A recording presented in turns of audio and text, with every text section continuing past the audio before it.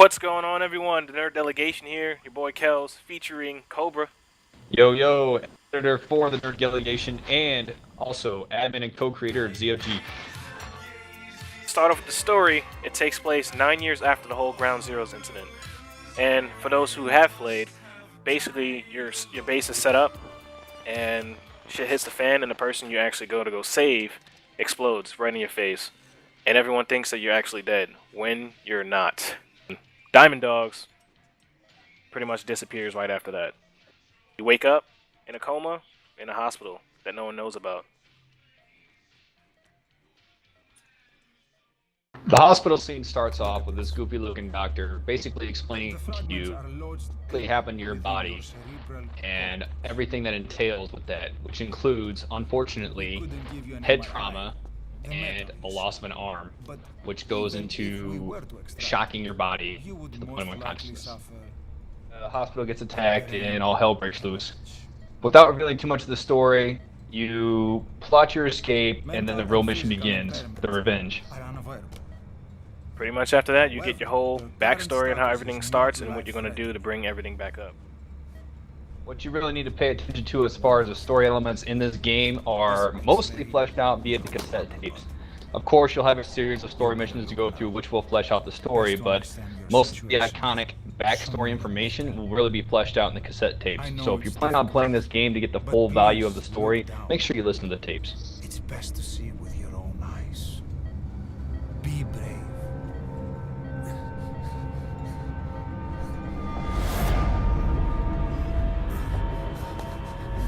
No se coma! Grigor! Try to calm down! Calm down! Please! Calm down! It's gonna be okay!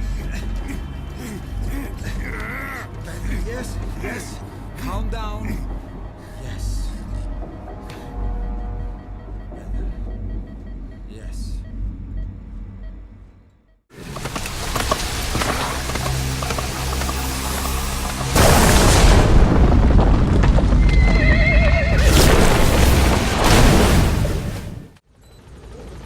Gameplay.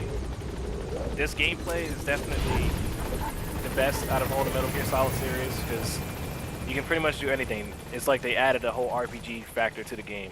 Even though all these games actually take a long time, now they added more time and more distractions, like collecting materials to get your base up, getting people to actually make shit for you when it comes to support and things of that nature.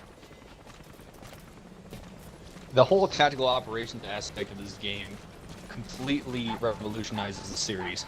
You have the first game, which takes place mostly in a stealth infiltration environment with alerts and weird camera angles, forcing you to kind of adapt to what's being thrown at you very quickly to the more first-person view, as well as behind the shoulder cam, so you have more of a situational awareness going on with your surroundings. Plus, it's just the sheer amount of destruction you can cause, plus the amount of assets you can call in this game completely revolutionizes the series. You have helicopter support, you have buddy support, you have a vast array of weapons you can use, which is a nod to MGS4 due to the amount of customization you can use. Research, mother base mechanics, researching buddy equipment, acquiring new buddies, skins, weapons, everything down to even the amount of gadgets you use is customizable in this game. On top of that, you have on-call fire support, including your standard artillery rounds. You can use smoke canisters. The amount of assets you have access to this game is ridiculous. So it's no longer just about stealth infiltration. If you're compromised, it's kind of like game over. Wait till the alert buzzer goes down to 0. This game literally has, okay, adapt to the situation at hand. Be reactive. It's operations. Sometimes operations go to shit. In that case, how do you react? Do you utilize a bunch of on-call assets to help you, or do you try to fight your way through it? Also, a new mechanic in this game is the suppressor mechanic, in which case it burns out. You can't just equip an unlimited amount of suppressors anymore, just like you could with MGS4. Now you have one that you're deployed with. Once that's burned out, it forces you to think, okay, do I compromise myself in this case to go loud and use a lethal device? Even your tranquilizer eventually is going to run out of suppressants, so that also brings in another aspect of the game. Do you kill the enemy, which permanently takes him out of the fight. However, are you losing potential assets you could use from other base for your staff? Which brings on a whole another element with FOB missions. Now, when you progress further along in the game, FOB missions allow you to basically infiltrate another player's FOB and try to steal his resources and infiltrate his base to get to the endpoint, in which case you can steal staff from him as well. So which adds another mechanic to the game where as you progress in single player and evolve, it also affects your online scoring in relation to other players, as you can modify the security settings of your FOB, adjust the equipment they're using, research new weapons to use by your staff, etc. So as you progress in this game is constantly evolving with you. It's not just your character that evolves with his equipment, but the base management as well as your staff, which also you can implement your own staff on your missions. So you don't have to use Snake, you can customize staff as well. On top of that, you can also send staff on combat deployments, which will net you certain resources, and GMP, which is the currency of the game. So the amount of customization and the amount of level of ridiculousness in this game is, as I said it before, ridiculous. And this game is definitely a game changer for what they originally had. All these extra added features, you can either be sneaky in a mission or you can be Rambo and just completely destroy everything if you want to. But just remember, when that silencer goes out, which I have in the video here, people will notice and people will definitely call reinforcements. They're actually smart with this. Where are the others? And also, you would definitely need to do supply drops while you're in, depending on how you play. Because once you run out of that silencer, you can kiss your ass goodbye.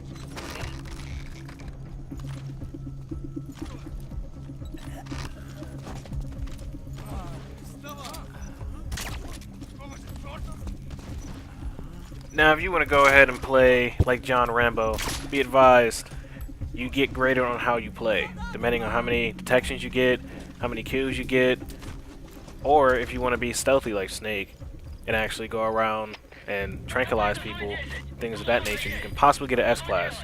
Along with, depending on your playstyle, you can actually get an insect or an animal, and it tells you exactly how you play, like a wolf or a spider or a chick, which I can't stop getting the chick, but there's many things you can do.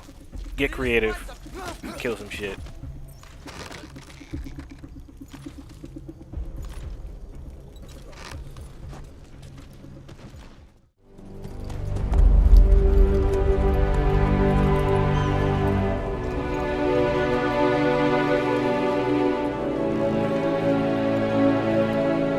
After 9 years on ice. Attempt to guarantee the safety of the Soviet Union's athletes.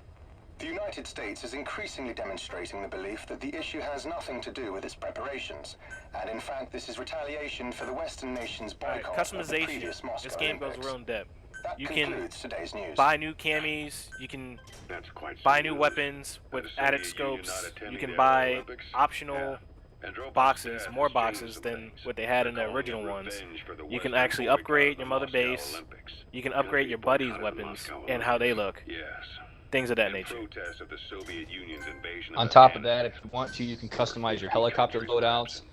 Be aware, however, that as you customize these loadouts, it's going to cost you more resources. So normally when you start the game, maybe a deployment cost would be about maybe 10,000 GMP, a lot less.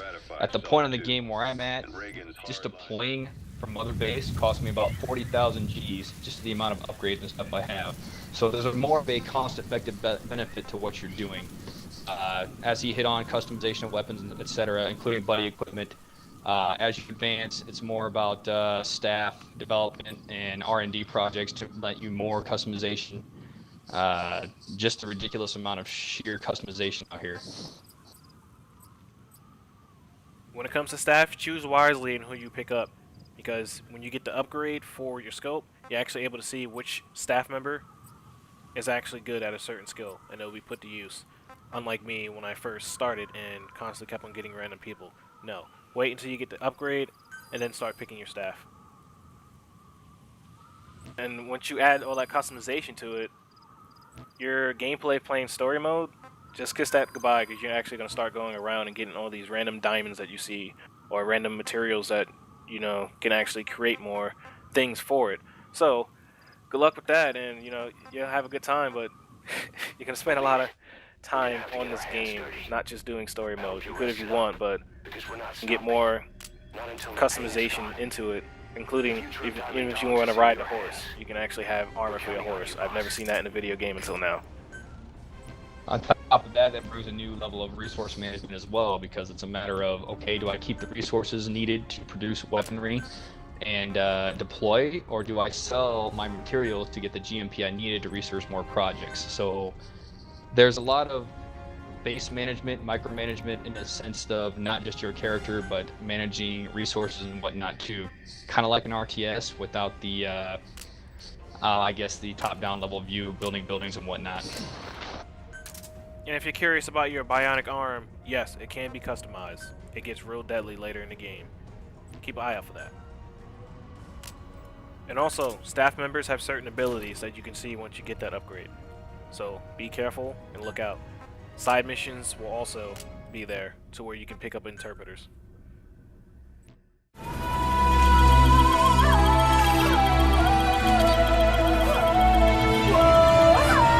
Impressions. Let's just say I've played Metal Gear Solid 4. This definitely tops Metal Gear Solid 4 just because the added features in the game. All these added features is just so much to do. Literally, if I'm sitting there playing a game and I have to get off, I don't want to get off because I want to get materials, I want to get more people with the photon devices, I want to go pick up more weapons, I want to pick up more trucks, things like that. I just want to build my mother base up and prevent people from actually invading my mother base, which is a pain in the ass. But it makes it fun. It's just all around. You can never get tired of it. That's why, with me, I'm gonna recommend this game, even for people who actually haven't played the game. If you play this one, you get a better understanding of how things actually started, and it'll make you actually want to go back and backtrack on all these other games and actually see how really good the story mode is and the storyline itself, because it is. It's like basically playing a movie. Well, as he pretty much hit the nail on the head here, guys. It's the reviews, if you checked out any other reviews, will speak for themselves. This game has gotten a 10 out of 10. There's so much to do in this game, it's ridiculous. I'm an MGS veteran. I played 1 all the way through 4, and now this. Okay, I'll be honest, 3 I didn't play all the way through. But as far as the level of changes, the game is called Tactical Operations, and that's it for a reason. It's literally tactical operations. It's the planning, it's the deciding, it's deciding what to deploy with, it's sending the assets out in the field, it's continuous operations in the field as you go, it's money management, it's material management, it's morale management even, with the staff you have, it's building locations, building bases, it's upgrading materials, it's upgrading weapons. On top of that, but the core, we're not even touching the core mechanic here, which is infiltration operations, basically. You have so much other things you can do in this game, which just evolved Metal Gear Solid franchise on a whole nother level than its prior predecessors. So it's just a remarkable achievement in the MGS series, and it covers so many other genres. Literally, it is the operation genre, really. You can call it an open world game because that's what it is, but it evolves into so many other aspects that it's really hard to categorize. You should never get bored of this game. You might get tired because it might exhaust you mentally because there's so much to take care of. But as far as getting tired of doing what you're doing, it's not a boring game whatsoever. It's just a matter of, can I take on this, because it's going to mentally exhaust you in a way. There's just so many things to take care of and so many things to do. It's ridiculous. This is by far one of the greatest games I've played in a long time. Masterpiece. Seriously. It's going to be game of the year. No, it's still pretty early. I guess it's not too early on to say because it is September, late September. But I can tell you right now, this is a hard hitter, and this is definitely worth your money, and you won't ever regret it because the amount of time you will spend in this game, literally old Skyrim hours. Hundreds and hundreds of hours you can spend in this game, easily. Pick it up now. Definitely, you got it from both of us. We highly recommend the game, so just get it. You won't be disappointed whatsoever. Yeah, there are times when I really do not want to get off the game. There's so much to do, and I can talk about this game all the time. I'm glad this actually came out, and Kojima has done a good job with this one in Konami. Pretty sad to see him go, but this is probably be the last one I actually play since he's not going to be in it. Thank you for watching the review. Hopefully you enjoyed it. And remember, we do this for gamers like you. Have a good one. If you're a gamer and looking for a good group on Facebook, check out Omniversal Gamers. If you're a gameaholic like I am, check out Gameaholics on Facebook. ZFG, Zulu Foxtrot Golf, 0 fucks given. Give him a like on Facebook. Are you in a nerd culture? Do you want to listen to a great podcast? Check out XP Earned on iTunes by Shane Craig and Jesse Price. Also, follow them on Twitter at XP_Earned.